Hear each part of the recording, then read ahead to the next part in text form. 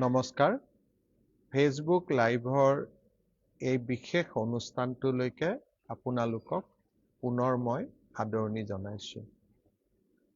আমাৰ ৰাজ্যৰ দুখন জিলা বিশেষকৈ শিৱসাগৰ আৰু চৰাইদেউ এতিয়াও বানাক্ৰান্ত হৈ আছে।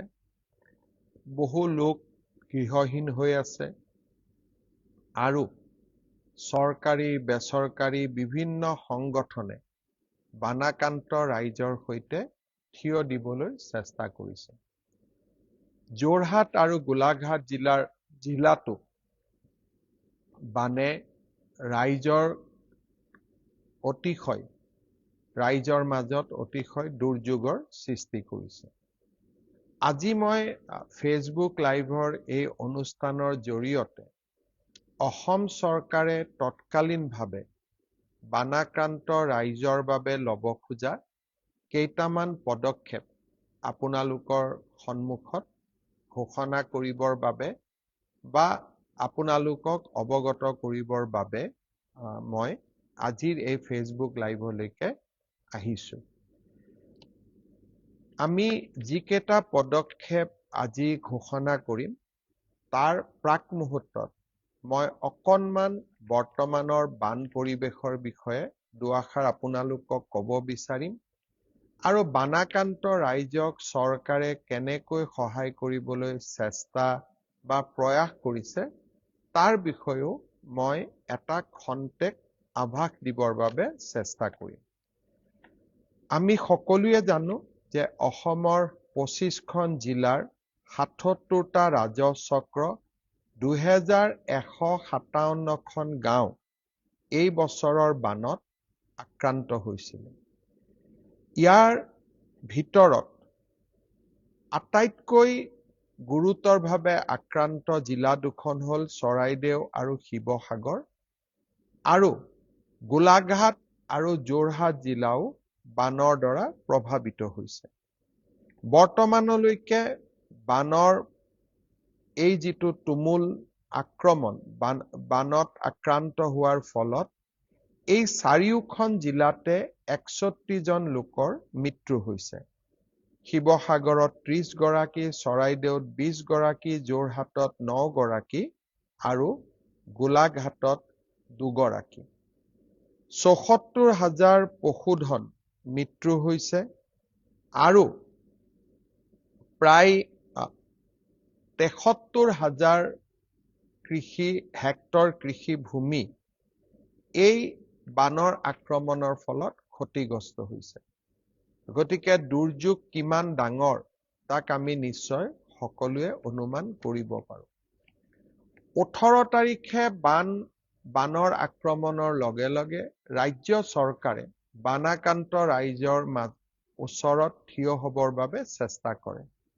মন্ত্ৰী বিমল বৰা, সুশান্ত বৰগোহাঁই আৰু কেশৱ মহন্ত ডাঙৰীয়াই যোৱা 10 দিন ধৰি শিৱসাগৰ আৰু চৰাইদেউ জিলাতে শিবিৰ পাতি আছে আৰু বানাক্ৰান্ত ৰাইজক সহায় কৰাৰ বাবে যিমান কৰিব পাৰে তাক কৰিবৰ বাবে চেষ্টা কৰিছে।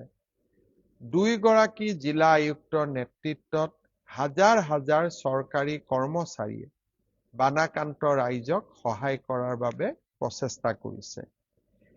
আমি যদি চাবলৈ যাওঁ, Indian army, Indian air force, NDRF, SDRF, fire emergency service আৰু কমিউনিটি ভলেণ্টিয়াৰ প্ৰায় 1000 জন এনে ব্যক্তিয়ে প্ৰতিৰক্ষা বাহিনী, অসম পুলিচ, ভলেণ্টিয়াৰ এই গোটেইবিলাকে আমাৰ বানাক্ৰান্ত ৰাইজক সহায় কৰাৰ কাৰণে চেষ্টা কৰে।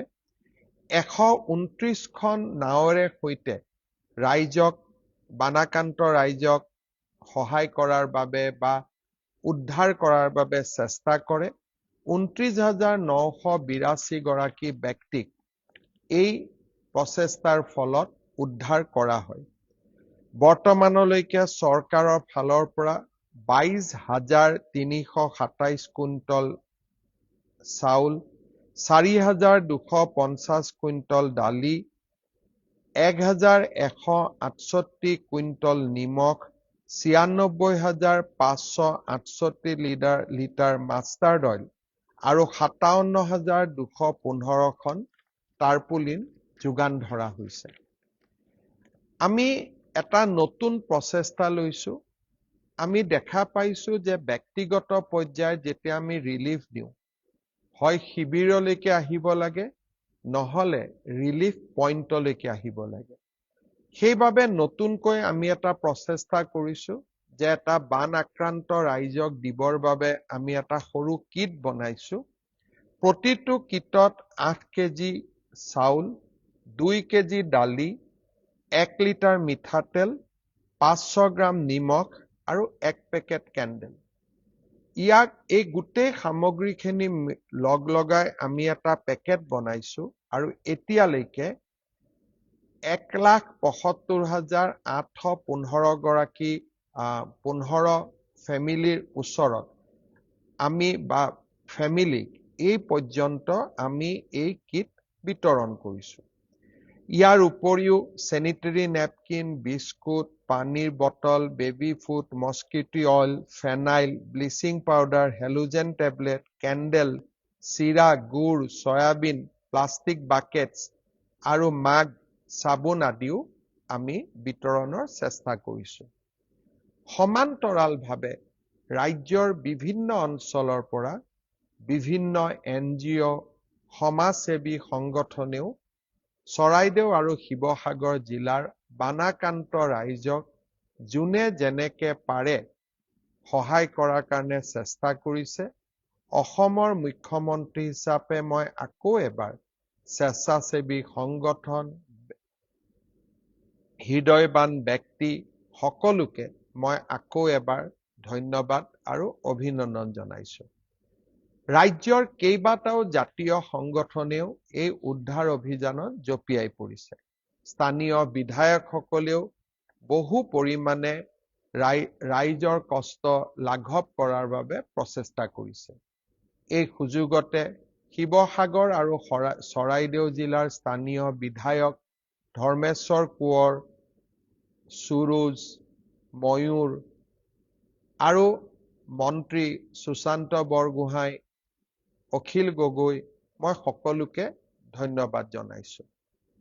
আজি মই কেইটামান বিশেষ ঘোষণা কৰাৰ বাবে আপোনালোকৰ ওচৰত উপস্থিত হৈছো।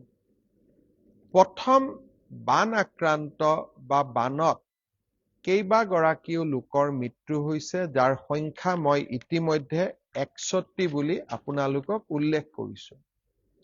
আজিলৈকে চৰকাৰৰ নিয়ম আছিলে যে যেতিয়ালৈকে পোষ্টমৰ্টেম কৰা নহয় তেতিয়ালৈকে তেওঁলোকক আমি বান সাহায্য বা যিটো মৃতক ব্যক্তিলৈকে চৰকাৰী সাহায্য আগবঢ়োৱা হয় পৰিয়াললৈ, তাক আগবঢ়োৱা নগৈছিলে। মই জানিব পৰা মতে বানত আক্ৰান্ত হোৱাৰ ফলত কেইবাজনো লোকক পোষ্টমৰ্টেম কৰিব পৰা নগল সেই ঘটনাসমূহৰ পৰিপ্ৰেক্ষিতত, আৰু তাৰ ফলত এতিয়া তেওঁলোকে চৰকাৰৰ পৰা পাবলগীয়া এক্স গ্ৰেচিয়া পৰা তেওঁলোক বঞ্চিত হৈ আছে। আমি প্ৰতিগৰাকী মৃতকক বা মৃতকৰ পৰিয়ালক অত্যন্ত সন্মানেৰে সৈতে আমি 4 লাখ টকা আগবঢ়াও, কিন্তু পোষ্টমৰ্টেম নোহোৱা বাবে এই 4 লাখ টকাও বহু লোকে এতিয়ালৈকে পোৱা নাই। আজি আমি সিদ্ধান্ত লৈছো যে এতিয়াৰ পৰা বানত আক্ৰান্ত লোক, বানত মৃত্যু হোৱা লোকক সাহায্য দিবৰ বাবে আমাক কোনো পোষ্টমৰ্টেমৰ প্ৰয়োজন নাই। মাত্ৰ চাৰ্কুল অফিচাৰে চাৰ্টিফিকেট এখন দিয়াৰ লগে লগে তেওঁলোকে এই 4 লাখ টকা চৰকাৰৰ সাহায্য তেওঁলোকে লাভ কৰিব। অৰ্থাৎ এতিয়া বানত মৃত্যু হোৱা প্ৰতিগৰাকী লোকৰ পৰিয়ালে 4 লাখ টকাকৈ চৰকাৰৰ পৰা পোৱাৰ ৰাস্তা আজি প্ৰশস্ত হ'ল, যোনে পোষ্টমৰ্টেম কৰা নাছিল। পোষ্টমৰ্টেম কৰা সকলে ইতিমধ্যে এই ধন লাভ কৰিছে। এতিয়া হ'ল মই আৰু এটা ঘোষণা কৰিব খুজিছো, সেইটো হ'ল যে এই যে বানত আক্ৰান্ত হৈ 61 গৰাকী চৰাইদেউ, শিৱসাগৰ, যোৰহাট, গোলাঘাট জিলাত মৃত্যুবৰণ কৰিলে আৰু ৰাজ্যৰ বাকী অঞ্চলতো আৰু 6 গৰাকী ব্যক্তিৰ মৃত্যু হৈছিল। মুখ্যমন্ত্ৰীৰ সাহায্য পুঁজিৰ পৰা এই আটাইকেইটা পৰিয়ালক আমি আৰু অতিৰিক্তকৈ 5 লাখকৈ টকা দিয়াৰ সিদ্ধান্ত গ্ৰহণ কৰিছো। অৰ্থাৎ বান আক্ৰান্ত প্ৰতিটো পৰিয়ালে চৰকাৰৰ পৰা প্ৰতি মৃতকৰ পৰিয়ালে চৰকাৰৰ পৰা পোৱা 4 লাখ টকাৰ উপৰিও মুখ্যমন্ত্ৰী সাহায্য পুঁজিৰ পৰা অতিৰিক্তকৈ 5 লাখ টকা লাভ কৰিব। মই ভাবো যে মৃত্যুৰ মূল্য কেতিয়াও টকাৰে হ'ব নোৱাৰে, কিন্তু এই সৰু ধনে বিপদৰ সময়ত পৰিয়ালটোক অকণমান হলেও নিশ্চয় সহায় কৰিব। দ্বিতীয়তে, মই আগতে উল্লেখ কৰিছো যে আমি যেতিয়া বানত আক্ৰান্ত হল মৃতদেহ আমি পালো, কিন্তু বহুত ব্যক্তি কেতিয়াবা সন্ধানহীন হৈ থাকে। বিশেষকৈ নাজিৰাত 7 গৰাকী লোক এতিয়াও সন্ধানহীন হৈ আছে।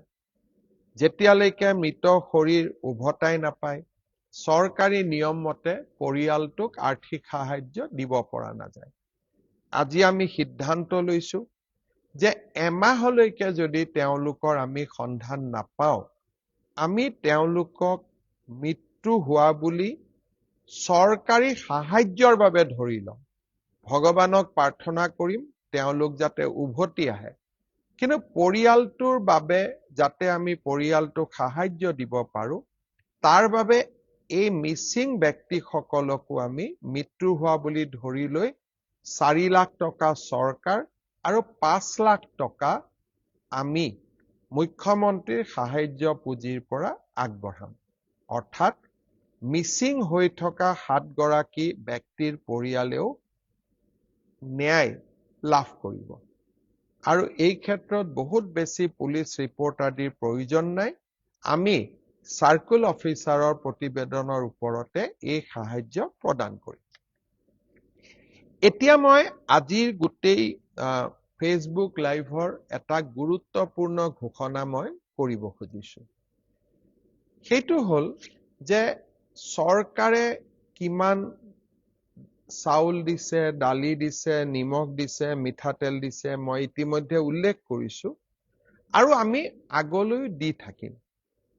বিভিন্ন NGO সহায় কৰিছে, ব্যক্তিয়ে সহায় কৰিছে আৰু নিশ্চয় এই সহায় ৰাইজে কৰি থাকিব। কিন্তু শিৱসাগৰ আৰু চৰাইদেউ জিলাৰ ৰাইজক যোৰহাট আৰু গোলাঘাট জিলাৰ বান আক্ৰান্ত ৰাইজক এতিয়া প্ৰয়োজন অলপ নগদ ধনৰ। অৰ্থাৎ ঘৰত বোকা সোমাইছে, পলস সোমাইছে, ঘৰত যোৱাৰ পৰিৱেশ নাই, ঘৰখন ঠান-ঠিত লগোৱাৰ বাবে সুবিধা নাই, আৰু হয়তো বানপানীয়ে হাতত থকা টকা কেইটাও উটুৱাই লৈ গৈছে। এনে পৰিৱেশৰ মুখামুখি হ'বলৈ, বাচন বৰ্তন কিনিবলৈ, এসাঁজ কাপোৰ কিনিবলৈ, এই গোটেইবিলাক চিন্তা কৰি আজি আমি সিদ্ধান্ত লৈছো যে বানত আক্ৰান্ত আৰু যাক সহায়ৰ প্ৰয়োজন আছে, বানত যি সিভিয়াৰলি আক্ৰান্ত হৈছে, অৰ্থাৎ বানে যাক সৰ্বশান্ত কৰিছে, তেনে আটাইবোৰ পৰিয়ালকে অহা 4-5 দিনৰ ভিতৰত আমি 15,000কৈ টকা তেওঁলোকৰ বেংক একাউণ্টত ট্ৰান্সফাৰ কৰিম। অৰ্থাৎ বানত গুৰুতৰভাৱে আক্ৰান্ত প্ৰতিগৰাকী পৰিয়ালে তৎকালীনভাৱে চৰকাৰৰ পৰা 15,000 টকা লাভ কৰিব। ৰাতিপুৱা মই জিলা আয়ুক্তসকলৰ লগত বহিছিলো। কিছুমানে কৈছে যে নাজিৰাত প্ৰায় 20,000, চৰাইদেউ জিলাত 13,000, ডিমৌতো প্ৰায় 13-14 হাজাৰ, শিৱসাগৰত 20 হাজাৰ, গোলাঘাট আৰু যোৰহাট জিলাতো, অৰ্থাৎ মই ধৰি লৈছো যে প্ৰায় 1 লাখতকৈও বেছি পৰিয়ালক এই সাহায্যৰ হয়তো প্ৰয়োজন হ'ব। সো যদি আমি ধৰিও লওঁ যে আমি 90 হাজাৰ 1 লাখ পৰিয়ালক 15 হাজাৰকৈ টকা দিম আৰু এই টকাৰে অকণমান বাঁহ, অকণমান টিংপাত বা অন্তত ঘৰখন সাফ কৰাই লবৰ বাবে বা ঘৰখন চাফা কৰাৰ বাবে তেওঁলোকে কিছু সকাহ পাব। আজিৰে পৰা জিলা আয়ুক্তসকলে তেওঁলোকৰ তলত বা তেওঁলোকৰ লগত কাম কৰি থকা চৰকাৰী কৰ্মচাৰীসকলৰ লগত একেলগে কাম কৰি এই তালিকাখন প্ৰস্তুত কৰিব আৰু প্ৰতিদিনেই তালিকা আহি থাকিব আৰু চৰকাৰে পুঁজি মুকলি কৰি গৈ থাকিব। অৰ্থাৎ অন্তৰ্বৰ্তীকালীন সাহায্য হিচাপে, ইন্টাৰিম ৰিলিফ হিচাপে প্ৰতিটো পৰিয়ালকে আমি 15 হাজাৰ টকাকৈ আগবঢ়াম। শ্ৰদ্ধাৰ ৰাইজ, অৰুণোদয় আঁচনি আমি 3 আগষ্টৰ পৰা বিতৰণ কৰা কথা আছিল। ইয়াক এতিয়া আমি 1 আগষ্টৰ পৰা দিম। যোৱাবাৰ যেতিয়া মই ফেচবুক লাইভ কৰিছিলো, বহুতে মোক কৈছিল যে মামা এইবাৰ অৰুণোদয় দিব নালাগে, অৰুণোদয়ৰ পুঁজিখিনি চৰাইদেউ আৰু শিৱসাগৰ জিলাত দিয়ক। আমি ইমান ডাঙৰ পদক্ষেপ ল'ব খোজা নাই, কিন্তু আমি এটা সিদ্ধান্ত লৈছো যে চৰাইদেউ, শিৱসাগৰ, যোৰহাট আৰু গোলাঘাট জিলাৰ অৰুণোদয় হিতাধিকাৰীসকলক এইবাৰ আমি 2,500 টকা দিম। অৰ্থাৎ 15 হাজাৰ টকা বানত আক্ৰান্ত, গুৰুতৰভাৱে আক্ৰান্ত পৰিয়ালে পালে। অতিৰিক্ত কৰি 1 আগষ্টৰ দিনা বানত আক্ৰান্ত হওক বা নহওক, কাৰণ প্ৰভাৱটো সকলোৰে হৈছে, কোনোবা প্ৰত্যক্ষ কোনোবা পৰোক্ষ, শিৱসাগৰ, যোৰহাট, চৰাইদেউ আৰু গোলাঘাট জিলাৰ প্ৰতিটো পৰিয়ালক আমি অৰুণোদয় 2,500 টকাকৈ আগবঢ়াম। অৰ্থাৎ 15 হাজাৰ টকা আমি গুৰুতৰ আক্ৰান্ত সকলক দিলো, অতিৰিক্ত আৰু 2,500 হাজাৰ টকা অৰুণোদয়ৰ পৰা পালে, 17,500 হাজাৰ হ'ল। ইয়াৰ বাবে বাকী জিলাৰ অৰুণোদয় হিতাধিকাৰীসকলক অকণমান টকা এইবাৰ আমি কম কৰি দিম। মোৰ বিশ্বাস কোনেও তাৰ বাবে আমাক বেয়া নাপাব। ইয়াৰ পিছত আমি আৰু কেইটামান সিদ্ধান্ত লৈছো যে আমাৰ যিখিনি চৰাইদেউ আৰু শিৱসাগৰ জিলাৰ স্কুলৰ ছাত্ৰ-ছাত্ৰী আছে, তেখেতসকলক আমি বিনামূলীয়া ইউনিফৰ্ম দিছিলো। কিন্তু এতিয়া ইউনিফৰ্মবিলাক নিশ্চিতভাৱে ভাল হৈ থকা নাই।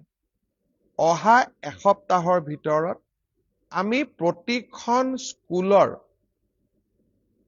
স্কুল মেনেজিং কমিটিক আকৌ এবাৰ ল'ৰা-ছোৱালীৰ ইউনিফৰ্ম যাতে প্ৰস্তুত কৰিব পৰা যায়, তাৰ বাবে আমি ইউনিফৰ্মৰ টকা আকৌ এবাৰ মুকলি কৰি দিম। অৰ্থাৎ আগতে যি ইউনিফৰ্মৰ পুঁজি পালে, এতিয়া সিমান ইকুৱেল পুঁজি আমি আকৌ এবাৰ মুকলি কৰি দিম, যাতে আমাৰ বিদ্যালয়ৰ ছাত্ৰ-ছাত্ৰীসকলে ইউনিফৰ্মযোৰ স্কুলত পিন্ধি যাব পাৰে। যাৰ ইউনিফৰ্ম নষ্ট হ'ল, তেওঁলোকৰ যাতে কোনো অসুবিধা নহয়। ইয়াৰ উপৰিও আমি সিদ্ধান্ত লৈছো যে অহা 1 তাৰিখৰ পৰা আমি বিদ্যালয়সমূহলৈকে পুনৰ এবাৰ বিনামূলীয়া পাঠ্যপুথি প্ৰেৰণৰ কাম আমি হাতত ল'ম। অৰ্থাৎ আগতে এবাৰ বিনামূলীয়া আমি পাঠ্যপুথি দিছিলো, পাঠ্যপুথিবিলাক বেয়া হৈ গ'ল। এতিয়া আমি আকৌ এবাৰ ৰিপিট আমি পাঠ্যপুথি বিতৰণ কৰিম। দ্বিতীয়তে, শিৱসাগৰ আৰু শিৱসাগৰ আৰু চৰাইদেউ জিলাৰ হায়াৰ ছেকেণ্ডাৰী পঢ়ি থকা ছাত্ৰ ছাত্ৰীসকলক আমি এককালীন কিতাপ পত্ৰ কিনিবৰ বাবে 1000 টকাকৈ দিম। যিসকলে BA BSc পঢ়ি আছে তেওঁলোকক আমি কিতাপ পত্ৰ কিনিবৰ বাবে এককালীন আমি 3000 টকাকৈ আকৌ দিম। আৰু যিসকলে পোষ্ট গ্ৰেজুৱেট পঢ়ি আছে শিৱসাগৰ আৰু চৰাইদেউ জিলাৰ তেখেতসকলক আমি 5000 টকাকৈ কিতাপ কিনাৰ বাবে আমি আগবঢ়াম। আকৌ এবাৰ মই ৰিপিট কৰি দিছো, স্কুলৰ ইউনিফৰ্মৰ কাৰণে প্ৰাইমেৰীৰ পৰা ক্লাছ 10 লৈকে ইউনিফৰ্ম নতুনকৈ কিনিবৰ বাবে বা ইউনিফৰ্ম দিবৰ কাৰণে আমি ইউনিফৰ্মৰ পুঁজি আকৌ এবাৰ যোগান ধৰিম। দ্বিতীয়তে, বিনামূলীয়া পাঠ্যপুথি আমি আকৌ এবাৰ যোগান ধৰিম। তৃতীয়তে, উচ্চতৰ মাধ্যমিকত পঢ়ি থকা ল'ৰা ছোৱালীসকলক কিতাপ পত্ৰ কিনিবৰ বাবে আমি 1000কৈ টকা দিম। ডিগ্ৰী পঢ়ি থকা ল'ৰা ছোৱালীক কিতাপ পত্ৰ কিনিবৰ বাবে আমি 3000কৈ টকা দিম। আৰু বিশ্ববিদ্যালয় চৰাইদেউ আৰু শিৱসাগৰ জিলাৰ যিসকল ছাত্ৰ ছাত্ৰী বিশ্ববিদ্যালয়ত পঢ়ি আছে তেওঁলোকক আমি এককালীন 5000 টকা আমি আগবঢ়াম। ইয়াৰ উপৰিও আজি এটা আমি সিদ্ধান্ত লৈছো যে যাৰ যাৰ মাৰ্কশ্বিট নোহোৱা হ'ল, যাৰ যাৰ চাৰ্টিফিকেট নোহোৱা হ'ল, তেওঁলোকে সেবা হায়াৰ ছেকেণ্ডাৰী কাউন্সিল বা বিশ্ববিদ্যালয়সমূহত ডুপ্লিকেট মাৰ্কশ্বিটৰ বাবে নিশ্চিতভাৱে আবেদন কৰিব। আমি সিদ্ধান্ত লৈছো যে শিৱসাগৰ আৰু চৰাইদেউ জিলাৰ ছাত্ৰ ছাত্ৰীসকলক বা আন ব্যক্তিক যিসকলে ডুপ্লিকেট মাৰ্কশ্বিট আবেদন কৰিব বা যিসকলে duplicate matric higher secondary certificate আবেদন কৰিব তেখেতসকলৰ বাবে কোনো মাচুল বিশ্ববিদ্যালয় বা কাউন্সিলে ল'ব নোৱাৰিব। ই সম্পূৰ্ণ বিনামূলীয়াকৈ উপলব্ধ কৰাব লাগিব। এই সিদ্ধান্তও আজি চৰকাৰে গ্ৰহণ কৰিছে।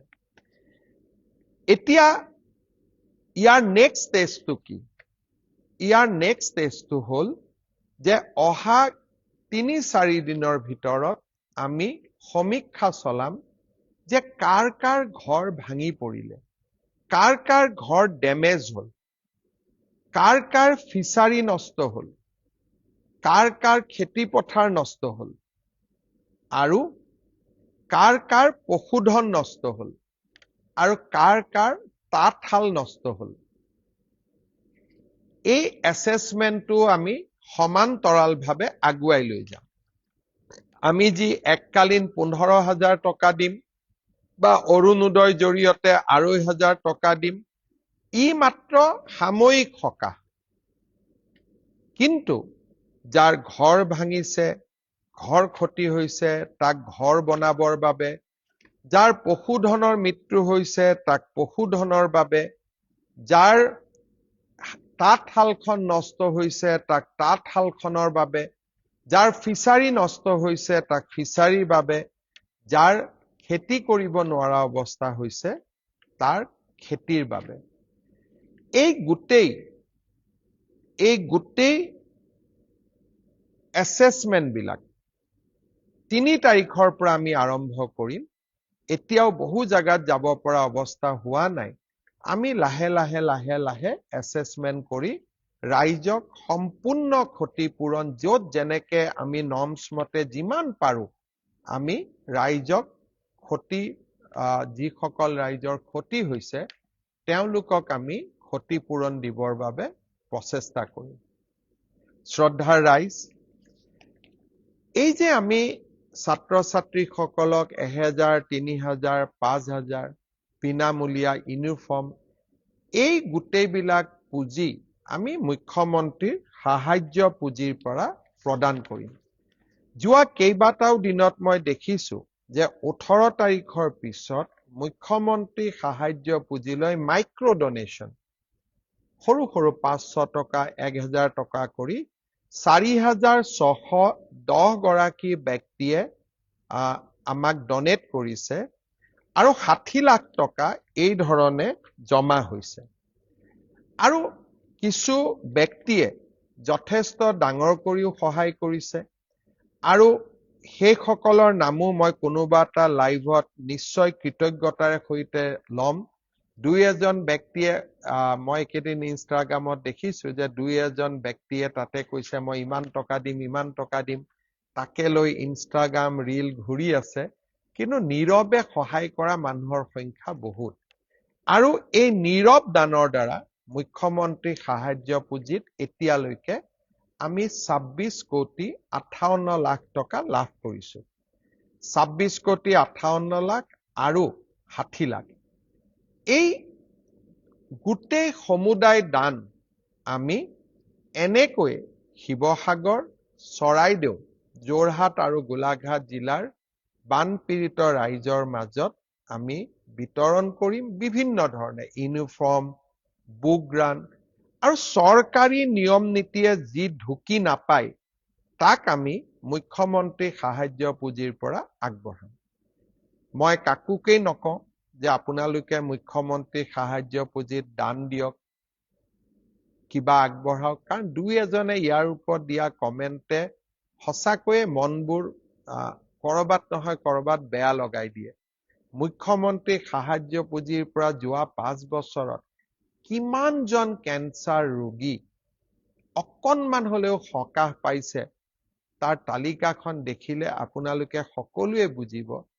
যে কোৰ পৰা কেনেবাকৈ অকণমান টকা খুজি আমি কেনেকৈ অজস্ৰ ৰোগীক সহায় কৰি আছো মুখ্যমন্ত্ৰী সাহায্য পুঁজিলৈ অট'মেটিকেলি টকা নাহে কাৰোবাৰ ওচৰত দান বৰঙণি বিচাৰিব লাগে কিন্তু মই তথাপিতো কৈছো নিজে যদি গৈ কাৰোবাক সহায় কৰিব পাৰে সেয়া আটাইতকৈ মংগল কাৰণ প্ৰত্যক্ষভাৱে কাৰোবাক সহায় কৰিলে সি অদ্ভুত মানসিক আনন্দও পায় যিসকল অসমৰ বাহিৰত আছে নিজে কৰিব পৰা নাই তেওঁলোকে এনেকৈয়ে সহায় কৰে মুখ্যমন্ত্ৰী সাহায্য পুঁজিলৈ আৰু সমগ্ৰ পুঁজি আমি ৰাইজৰ মাজত বিতৰণ কৰিম দুই এজনে কৈছে হিচাপ দিব লাগে মই তাকো আদৰণি জনাইছো হিচাপ দিয়াত অসুবিধা কি হিচাপটো দেখা পালে তেতিয়া তেওঁৰো মনত দানৰ এটা প্ৰৱণতা জাগিব আৰু তেওঁ নিজেও দান কৰিব কাৰণ সকলো কথাতে ৰাজনীতিও নহয়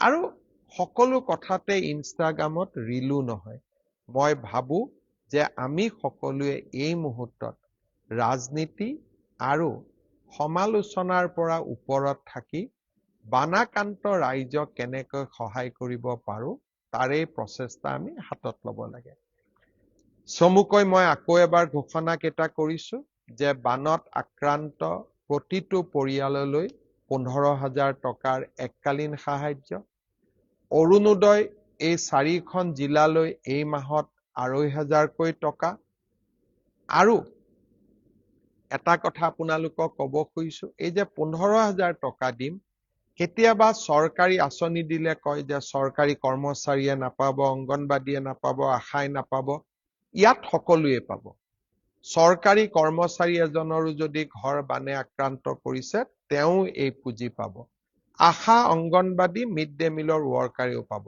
আমি কেতিয়াবা কওঁ যে অৰুণোদয় চৰকাৰী কৰ্মচাৰীয়ে নাপায় কিন্তু এই 15,000 টকা সকলোৱে পাব বানত আক্ৰান্ত প্ৰতিগৰাকী ব্যক্তিকে আমি দিয়াৰ বাবে প্ৰচেষ্টা কৰিম 2,500 টকা অৰুণোদয় হিতাধিকাৰীসকলে পাব লৰা ছোৱালী কিতাপ কাগজ ইউনিফৰ্ম আৰু বুক গ্ৰান্ট আমি দিয়াৰ চেষ্টা কৰিম মৃতকসকলৰ বাবে আমি আৰু 5 লাখ টকাকৈ বেছিকৈ দিয়াৰ সিদ্ধান্ত আমি ঘোষণা কৰিছো আৰু নতুন কৰি যিসকল মিছিং নমছত নাপায় তেওঁলোককো আমি সাহায্য দিয়াৰ কথা আজি ঘোষণা কৰিছো সাৰ্টিফিকেট আদিও ডুপ্লিকেট কপিও বিনা মাচুলে পোৱাৰ আমি ব্যৱস্থা কৰি দিছো আৰু শেষত এইটো কৈছো যে যাৰ ঘৰ গৈছে ফিচাৰী গৈছে এনিমেল ঘৰৰ পশুধন গৈছে, তাঁতশাল গৈছে, সকলোকে আমি সহায় কৰাৰ বাবে চেষ্টা কৰিম। এই 15,000 টকাৰ লগত তাৰ কোনো সম্পৰ্ক নাই, সেই কাম আমি সমান্তৰালভাৱে কৰি থাকিম। শেষত ইনফ্ৰাষ্ট্ৰাকচাৰ, স্কুল নষ্ট হৈছে, নামঘৰ নষ্ট হৈছে, ৰাস্তা নষ্ট হৈছে, ট্ৰান্সফৰ্মাৰ নষ্ট হৈছে, খোৱা পানীৰ ব্যৱস্থা নাই। আজি আমি বহুত জাগাত নতুনকৈ হেণ্ড টিউবেল দিয়াৰ বাবেও কিছু পুঁজিৰ আমি অনুমোদন কৰি দিছো। বিশেষকৈ সুশান্ত বৰগোহাঁই মোক কৈ আছিল যে হেণ্ড টিউবেলৰ খুব প্ৰয়োজন, তাকো আমি কৰিছো। কিন্তু মই শিৱসাগৰ আৰু চৰাইদেউ জিলাৰ ৰাইজক আশ্বাস দিম যে আমাৰ যিমান ৰাজহুৱা সম্পত্তিৰ ক্ষতি হৈছে সেই গোটেইবোৰ ৰিপেয়াৰ কৰা, নৱনিৰ্মাণ কৰা, নতুনকৈ নিৰ্মাণ কৰা, সি মোৰ দায়িত্ব আৰু কৰ্তব্য হ'ব। নিষ্ঠা আৰু সততাৰে সৈতে যিমান পাৰো আমি ৰাইজৰ লগত এই দুখৰ দিনত থিয় হৈ থাকিম আৰু ৰাইজক সহায় কৰাৰ বাবে প্ৰচেষ্টা কৰি থাকিম। কৰবাত যদি বান সাহায্য দিওঁতে আমাৰ চৰকাৰৰ বিষয়াসকল সময়মতে গৈ পোৱা নাই, কৰবাত যদি ক্ৰুটিনুটিও হৈছে, তাৰ বাবে মই শিৱসাগৰ আৰু চৰাইদেউ জিলাৰ ৰাইজৰ ওচৰত ক্ষমাও বিচাৰিম। কিন্তু আমাৰ প্ৰচেষ্টা বিপদৰ সময়ত আপোনালোকৰ লগত থিয় দিয়া, আমাৰ প্ৰচেষ্টা আপোনালোকৰ দুখৰ সমভাগী হোৱা, আমাৰ প্ৰচেষ্টা আপোনালোকৰ লগত হাতত হাত ধৰি আমি হেৰুৱা জীৱনৰ ছন্দ পুনৰ এবাৰ উভতাই লৈ আহা। চৰকাৰ আৰু মই আৰু মোৰ সতীৰ্থসকল এই মহান কৰ্মযজ্ঞত শিৱসাগৰ, চৰাইদেউ, গোলাঘাট আৰু যোৰহাট জিলাৰ ৰাইজৰ লগত থিয় হৈ থাকিব। আজিলৈ ইয়াতে সামৰিছো। খুব কম দিনৰ ভিতৰতে মই শিৱসাগৰ আৰু চৰাইদেউলৈ আকৌ এবাৰ যাম, আপোনালোকৰ লগত থিয় হৈ থাকিম। বহুত বহুত ধন্যবাদ। জয় হিন্দ, বন্দে মাতৰম।